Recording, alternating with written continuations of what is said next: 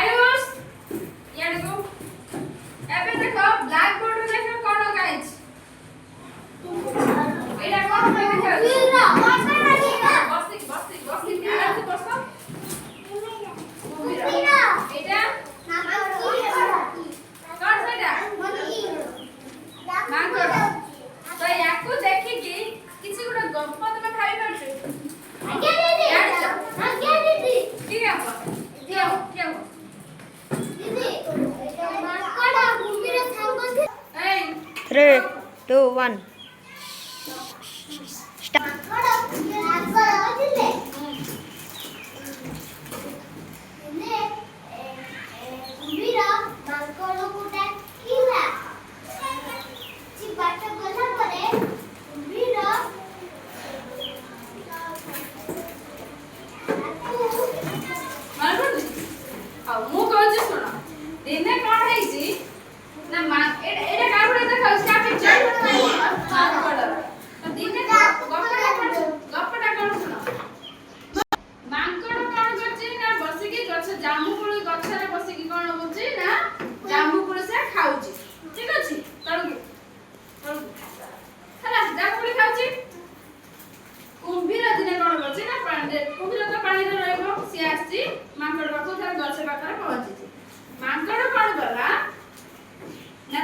धीरे धीरे सांग हो गला धीरे धीरे से दी जण परस्पर सांग हो गला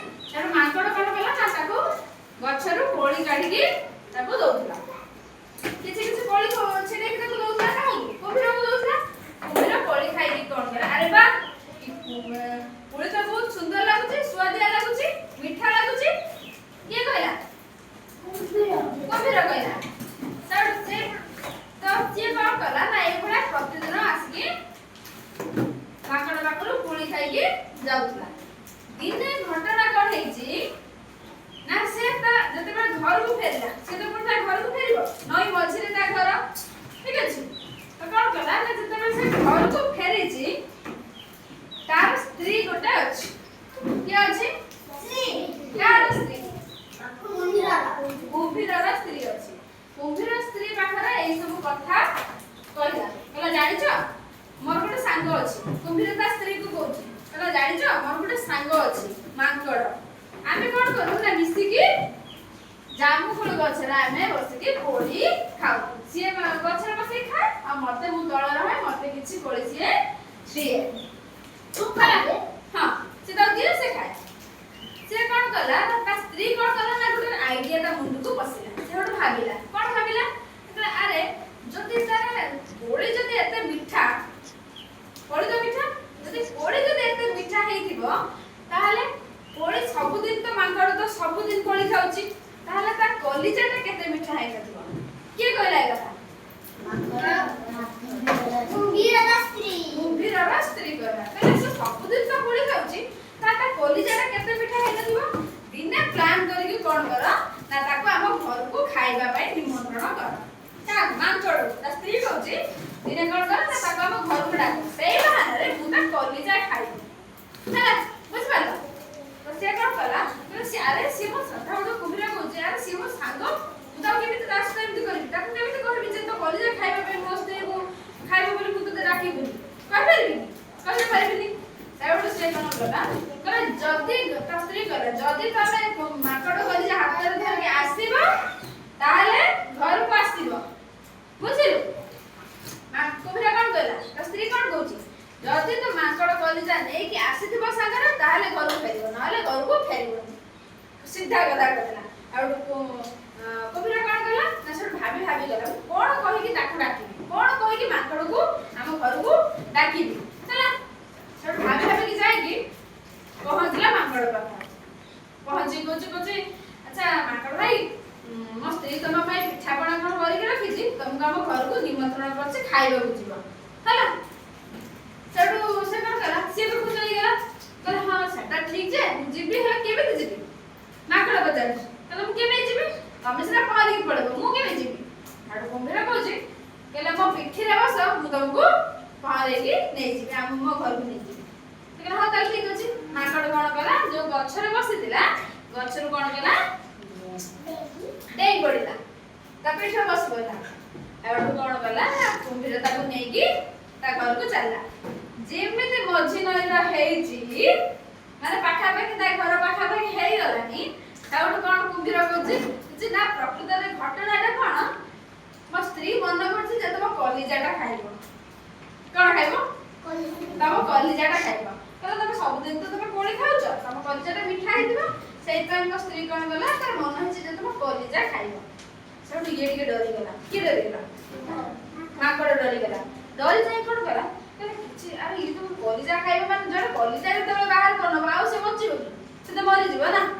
ସେଠୁ କଣ କଲା, ସେ ଭାବିଲା କିଛି ଗୋଟେ ଆଇଡିଆ କରିକି ମତେ ଏଠୁ ତା ପାଖରୁ ଖସି ଯିବାକୁ ପଡିବ, ମୁଁ ତ ପାଣିରେ ତ ଯାଇପାରିବିନି। ସେଠୁ ସେ ବୁଦ୍ଧି ଘଟେଇଲା। କଣ କଲା, ଆରେ ଯଦି ସେଇ କଥା ଯଦି ତମର କଲିଜା ଖାଇବାର ଥିଲା ତାହେଲେ ମତେ ଆଗରୁ କହିଲନି, ମୁଁ ଗଛ କରଡ଼ରେ ରଖିଦେଇ ଆସିଛି କଲିଜା। କଲିଜାଟା ଗଛ କରଡ଼ରେ ରହିପାରିବ? କଲିଜା ତ ତା ମଣିଷ ଭିତରେ ରହିବ। କିନ୍ତୁ ସିଏ କଣ କଲା ନା ବୁଦ୍ଧି କରିକି ପ୍ଲାନ୍ କରିକି କହିଲା କି ମୁଁ କଲିଜାଟା ଗଛରେ ରଖିଦେଇକି ଆସିଛି। ହେଲା, ବୁଝିପାରିଲ? ଯଦି ବି କହିଲା ଗଛରେ ରଖିକି ଆସିଛି ବୋଲି, କହିଲା ତାହେଲେ କଣ କରିବା ଏବେ? କହିଲା ପୁଣି ରିଟର୍ନ ଚାଲ। କଣ କରିବା?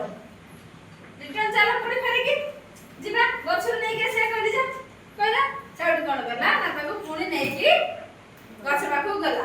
ଯେମିତି ଗଛ ପାଖରେ ପହଞ୍ଚିଛି, ମାଙ୍କଡ ସେଠୁ କଣ କଲା ନା କିନା ଡିଆ ମାରିଲା ଗଛ ଉପରକୁ। ଯେମିତି ଗଛ ଉପରୁ ପଳେଇଗଲା, ସେଠୁ କହୁଛି ଆରେ ମୂର୍ଖ, କଲିଜାଟା କଣ ଗଛରେ ଥାଏ? କଲିଜା ତ ମଣିଷ ଭିତରେ ଥାଏ, କିମ୍ବା ପ୍ରାଣୀର ଦେହ ଭିତରେ ଥାଏ। ସେଠୁ କହିଲା ତୁମେ ମତେ ମିଛ, କୁମ୍ଭୀର କହୁଛି ତୁମେ ମତେ ମିଛ କହିକି ଆସିଲ,